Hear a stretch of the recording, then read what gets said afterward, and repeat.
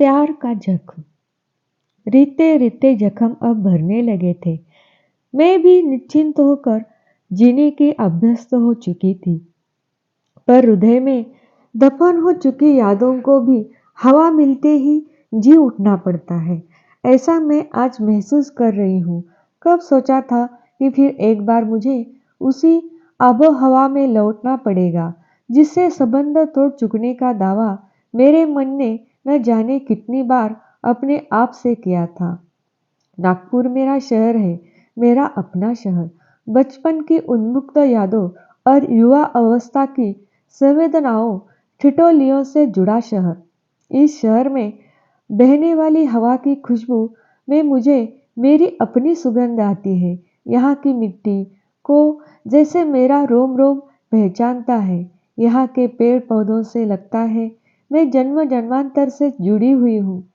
यहाँ से नजर आने वाला पूरा आकाश, संपूर्ण धरती, सीमेंट और मिट्टी से बने हर छोटे बड़े मकान मुझे मेरे अपने लगते हैं।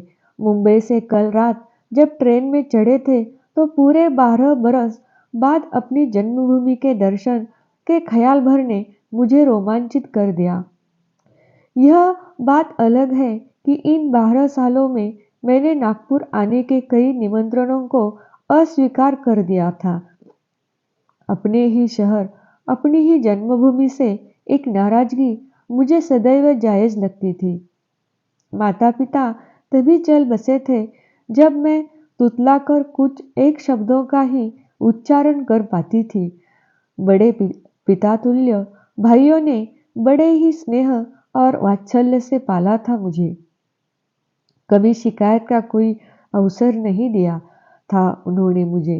पर आज सालों बाद लगता है उनका स्नेह मेरी शांत संतुष्ट प्रवृत्ति की परिणति ही तो थी। उनकी हर आज्ञा को मैंने सदैव सिर आंखों पर लिया, फिर वो मुझसे नाराज होते भी तो क्यों। माता पिता विहीन मैंने कब और कैसे अपने भाइयों के स्नेह को, उनकी कृपा दृष्टि को अपने पर एहसान मानना शुरू कर दिया, यह मुझे याद नहीं।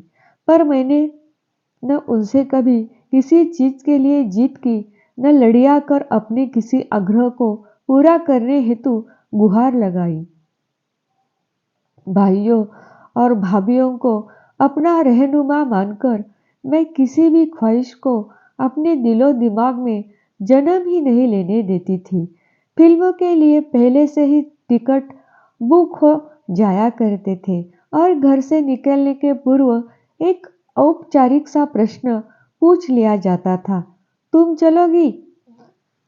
तब बहुत इच्छा हुआ करती थी फिल्म देखने की, पर मैं उन्हें किसी भी प्रकार की दुविधा से बचाने के उद्देश्य से ना मैं जवाब देकर अपनी खुशियों का गला घोट देती थी। भाभियां मेरे जवाब से राहत महसूस करती थी। अपनी आकांक्षाओं पर अपनी विवशता का जामा मैंने इतनी खूबसूरती से डाल रखा था कि मेरी आकांक्षाएं कभी किसी को नजर ही नहीं आती थी। जिंदगी बड़ी शांतिपूर्वक ढंग से चल रही थी, निर्बाध गति से। कॉलेज आना जाना और घर के कामकाज के बाद अपनी पढ़ाई पूरी करके बिस्तर पर लुढ़क जाना, यही मेरी दिनचर्या थी। न कभी कॉलेज बंक करके कोई फिल्म देखने गई, न कभी फैशन और सौंदर्य पर अपनी सखियों से कोई चर्चा करने का साहस कर सकी। मेरा जीवन मेरी सखियों के आगे एक खुली किताब कभी न बन सका।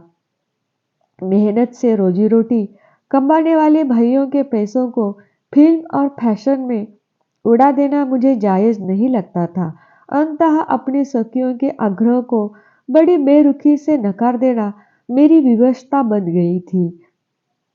परंतु कभी कभी इंसान अपने वश में नहीं रह जाता है। उसके सोचने समझने की शक्ति पर पर्दा पड़ जाता है। उस रोज पहली बार मेरे भाइयों का ख्याल मेरे हृदय की धड़कन को वश में नहीं कर पाया। मैं अपने लिए स्वयं से कुछ चाह बैठी थी। तुम अनु की सहेली दुर्वा हो ना? बस में मेरे बिल्कुल बगल वाले सीट पर बड़े अधिकार से बैठते हुए उसने पूछा। तो निश्चल स्नेह से दुमकती उसकी आंखों को अपलक निहारती रह गई थी मैं। वो मुस्कुराया तो मेरे हृदय की युवा धड़कनें पहली बार झंझना उठी और अगले ही पल संकोचवश आंखें झुक गई थी। जी आप कैसे पहचानोगी मुझे? 5-6 साल से नागपुर में था ही नहीं, बेंगलुरु में इंजीनियरिंग कर रहा था। आप मनीष? हाँ। मेरे मुंह से अपना नाम सुनते ही उसके चेहरे पर प्रसन्नता की लहर दौड़ गई। हमारे घर के पास ही तो था उसका घर। मेरे स्कूल की सहेली अनु का भाई था वो। जब से स्कूल छूटा अनु के घर जाना भी कम हो गया था, इसीलिए मनीष से काफी दिनों के बाद मिलना हुआ। पहले मनीष को कई बार देखा था, पर तब बिल्कुल गंवार सा लगता था। पर अब आप काफी बदल गए हैं। बात आगे बढ़ाने का प्रयास करते हुए मैंने कहा, तुम भी तो बदल गई हो। अब पहले से कहीं ज्यादा प्यारी लगने लगी हो। एक प्यारी सी मुस्कान के साथ अपने भावों को तत्काल व्यक्त कर जैसे वो आश्वस्त हो गया था। मैं भी बस से बाहर देखते हुए अपनी खुशी को छुपाने का असफल प्रयास करने लगी। यह क्षण मेरा अपना था, नितांत अपना। न यहाँ कोई व्यवस्था थी, न औपचारिकता। पहली बार अपने होने का एहसास हुआ था। पर कहाँ पता था कि ये पल मेरे जीवन का अर्थ बदल देंगे। हमारे हृदय में प्रेम का बीज पड़ चुका था और मैं इस पौधे को विश्वास रूपी जल से सींचने लगी थी। मनीष से हर रोज मुलाकात होती, कभी बस में, कभी कॉलेज के कैंपस में, तो कभी घर के आसपास भी। हम उन्मुक्त होकर बातें करते। हमारे प्रेम को किसी का भय नहीं था। मनीष MIDC में एक फैक्ट्री में इंजीनियर के पद पर कार्यरत था। वो बेखौफ मुझसे मिलता। मैं भी तो बेखौफ ही सोचती थी एक बार मेरे भाई मुझे मनीष के साथ देख ही ले तो अच्छा हो, ताकि मुझे स्वयं अपने भाइयों को अपने निर्णय से अवगत न करना पड़े। पर मैं गलत थी। जब मैं मनीष के साथ पकड़ी गई तो घर में बवाल मच गया। हमारी ही जाति व बिरादरी का होने के बावजूद मेरे इस कृत्य को मेरे भाइयों ने अपना अपमान समझा। भाइयों ने कई तमाचों से मेरे गालों को लाल कर दिया और भाभियों ने अपने तानों से मेरे हृदय को छलनी कर दिया। मुझे बताया गया कि मेरा विवाह 6 माह पहले ही तय हो चुका है। मेरे अपने निर्णय का कहीं कोई मोल न था। मेरे जरा से विरोध पर मेरे भाइयों ने अपने द्वारा किए गए एहसानों की गिनती करा दी। मैं क्षुब्ध थी पर स्तब्ध नहीं। भाइयों को समझने में बचपन से मैंने कभी गलती नहीं की थी। मैंने बचपन से ही अपने प्रति उनके कर्तव्यों को उनका एहसान ही माना था और उन्होंने भी जता दिया कि वो सिर्फ एहसान ही कर रहे थे। तब कई बार लगा था कि मैंने ही अपने भाइयों की हर आज्ञा को सिर आंखों पर रखकर उन्हें बिगाड़ दिया था। मैं स्वयं भी यदि अपनी आकांक्षाओं का सम्मान करती तो कदाचित वे भी मेरी आकांक्षाओं का सम्मान करना सीख जाते।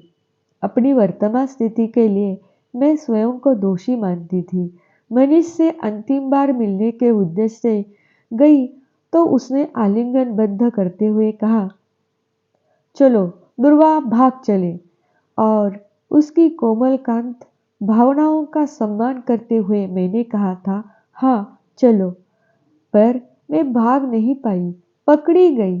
चोरी करने की आदत जो नहीं थी। भाइयों ने मुझे एक कमरे में कैद कर दिया। मनीष पर क्या बीत रही थी कुछ पता ही नहीं चला। जबरन मेरा विवाह राजीव से कर दिया गया। दुल्हन के जोड़े में भी आंखें मनीष को तलाशती रही। लग रहा था कहीं से वो फिल्मी हीरो सा आकर मुझे बचा ले जाएगा, पर जीवन फिल्म नहीं थी और ना ही मनीष कोई हीरो था। मैं मनीष के साथ हर हाल में खुश रह सकती थी, पर एक अनजान व्यक्ति के साथ एक थोपा गया रिश्ता खुशी से कैसे निभाती। मैं राह तकती रही और वक्त बीत गया। मांग में सिंदूर और गले में मंगलसूत्र ने मुझे एक ही मिनट में हमेशा के लिए मनीष से दूर कर दिया। मेरे हृदय में भाइयों के प्रति कोई सम्मान शेष नहीं रह गया। राजीव के साथ मैं खुश थी। दुखी रहकर राजीव को भी दुखी करने का पाप मैं नहीं कर पा रही थी। समझौता करने की आदत थी तो समझौता करती चली गई। यह बात अलग है कि इसी समझौते को निभाते निभाते मैं राजीव को प्यार भी करने लगी थी। वो मेरे दो प्यारे प्यारे बच्चों का पापा जो था। वर्ष तेजी से बीत रहा था। इस बीच भाइयों ने कई बार मुझे नागपुर बुलाया। दोनों बच्चों के प्रसव के लिए भी वे मुझे लेने आए, पर मैंने जाने से इनकार कर दिया। भाइयों द्वारा किए गए अपने तिरस्कार को मैं भूल नहीं पाई थी। मनीष की टीस दिल के किसी कोने में आज भी व्याप्त थी। कई बार लगता मनीष तो पुरुष है, मेरे स्नेह को कदाचित वो भूल भी गया होगा। मैं ईश्वर से प्रार्थना करती थी कि ऐसा ही हो। मनीष जहाँ भी हो सुखी हो।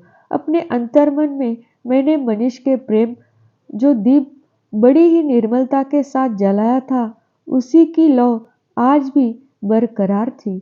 मैं अपने इस मौन प्रेम पर संतुष्ट थी। इस बार नागपुर जाने के लिए मना कर पाना संभव नहीं था। अब बड़े भैया की बड़ी बेटी पूजा की शादी थी। भैया ने पहले तो फोन पर शादी की सूचना दी थी, फिर निमंत्रण देने भी आ गए। दुर्वा, पूजा को तुमने भी गोद में खिलाया है, याद है ना? तुम्हें आना ही होगा पूजा के लिए। इस बार नकारना संभव नहीं था। पूजा जब पैदा हुई थी तब उसे अपनी गोद में ही लिए घूमती रहती थी मैं। पूजा को मुझसे जो लगाव था वो पिछले एक दो बार उसके मुंबई आने पर मैंने महसूस भी किया था। मुझे नागपुर जाने के लिए राजू को मनाना नहीं था, सिर्फ इच्छा जाहिर करनी थी, सो मैंने कर दी। हम नागपुर पहुंच चुके थे। भैया का घर शंकर नगर में है। मैंने देखा काफी बदल गया है नागपुर। सड़कें बहुत चौड़ी और साफ लग रही थी। उबड़ खाबड़ वाले रास्ते अब नजर ही नहीं आ रहे थे। कई नई सुंदर इमारतों ने नागपुर को एक सुंदर शहर में बदल दिया था। यहाँ यदि कुछ नहीं बदला तो यहाँ की आबो हवा, वह हृदय को छू जाने वाला सुंदर एहसास, अपनत्व के एहसास से भरा यह शहर मुझे रोमांचित करने लगा था। भैया ने भी अपने घर को अच्छे खासे बंगले में बदल लिया था। घर पहुंचते ही मेहमानों और रिश्तेदारों से घिर गई थी। सालों बाद मुझे देखते ही वे खुशी से फूले नहीं समा रहे थे। एक साथ कई सवालों की वर्षा हो रही थी। मैं खुश थी। सभी का अपनापन पाकर अपने तिरस्कारों को भूलने लगी थी। कई बार लगा कि अचानक मनीष दिख गया तो कैसे होगा उससे सामना, पर नहीं, अब तो शायद नागपुर ही छोड़ दिया हो उसने। इंजीनियर था, किसी अच्छे शहर में अच्छी नौकरी मिल गई होगी। दुर्वा, तुम्हें ही पूजा को तैयार करना है। उसे शाम को मेहंदी लगा देना और फेशियल ब्लीच भी। और पूजा, तुम्हें काफी दिनों के बाद बुआ मिली है, अपनी पूरी कसर निकाल लेना। भाभी ने मुझे और पूजा को एक साथ आदेश दिया तो पूजा मेरे गले लग गई। मैंने अपने हाथों से अपनी फूल सी नाजुक गुड़िया सी भतीजी पूजा को दुल्हन बनाया। दुल्हन के वेश में पूजा एक अप्सरा सी प्रतीत हो रही थी। निश्चित समय में बारात आई। लड़का पूना में आईएएस ऑफिसर था। विधिवत रस्म शुरू हो गई। मैं ब्याह के हर रस्म को गौर से देख रही थी कि तभी जानी पहचानी आवाज कानों को छू गई। हृदय को भेद कर रख दिया था इस आवाज ने। खाना कब मिलेगा भैया जी, बताइए ना, खाना कब मिलेगा। भैया को झकझोरते हुए वो पूछ रहा था और भैया एक अपराधी सी दृष्टि से रह रहकर मुझे ताकते हुए उसे वहां से हटाने का असफल प्रयास कर रहे थे। मैंने देखा तो लगा अभी अचेत होकर गिर पड़ूंगी। चेहरे में कोई बदलाव नहीं, पर आंखें जैसे विस्फारित सी थी उसकी। उसका असामान्य व्यवहार, बदहवास से भैया को झकझोरते उसके हाथों की तीव्रता ने मुझ पर जैसे वज्रपात सा कर दिया। मुझे यह समझने में जरा भी देर न लगी कि मनीष अपना मानसिक संतुलन खो चुका है। अब समझी कि सालों तक मैं यदि नागपुर नहीं आना चाह रही थी तो इन लोगों ने मुझे मनाया क्यों नहीं। अपने प्रेम की गुहार लगाते हुए मुझे यहाँ आने को बाध्य क्यों नहीं किया। वजह मेरे सामने थी। मनीष के इस कटु सत्य को वे मुझसे छुपा लेना चाहते थे। पल भर में ही मैं विद्रोही हो गई, सब कुछ भूल गई। आओ, मैं तुम्हें खाना देती हूँ। मनीष का हाथ थामे मैं उसे अंदर ले गई। भाइयों और रिश्तेदारों के चेहरे उतरते चले जा रहे थे। मनीष को अंदर ले जाकर मैंने उसे पलंग पर बिठाया। मिठाई की प्लेट आगे करते हुए पूछा, कैसे हो? ठीक हूँ। तेजी से मिठाइयों को गटकता हुआ वो बोला। चेहरे पर एक भयानक सी मुस्कुराहट थी। मुझे पहचानते हो? मैंने उसके पैरों के पास बैठते हुए बड़ी निर्भयता से पूछा। उसने पल भर के लिए मेरे चेहरे को देखा। उसकी आंखों में मेरे लिए स्नेह नहीं था, एक बदहवास था, एक अजीब भय सा भाव था। तुम बहुत अच्छी हो। तुमने मुझे मिठाई दी। मेरे चेहरे पर नजरें टिकाते हुए वो बोला, मुझे सब मारते हैं। मेरी आंखें भर आई। मैं तुम्हारे लिए पानी लाती हूँ, उठते हुए मैंने कहा, पर आगे बढ़ नहीं पाई।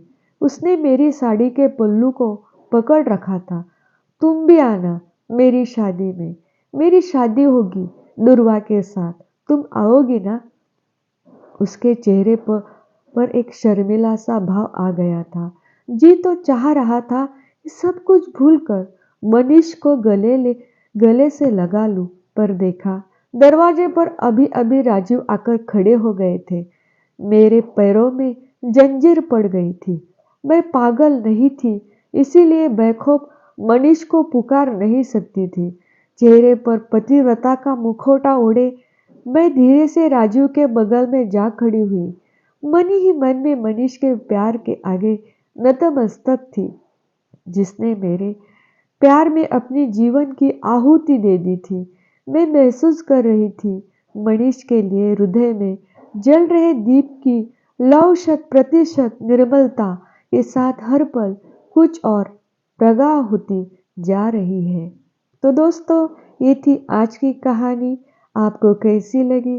अच्छी लगी तो लाइक कर दीजिए, चैनल को सब्सक्राइब कर दीजिए और बेल आइकॉन पर दबाइए, क्योंकि मैं आपके लिए लेके आऊंगी ऐसी नई नई कहानियाँ। धन्यवाद।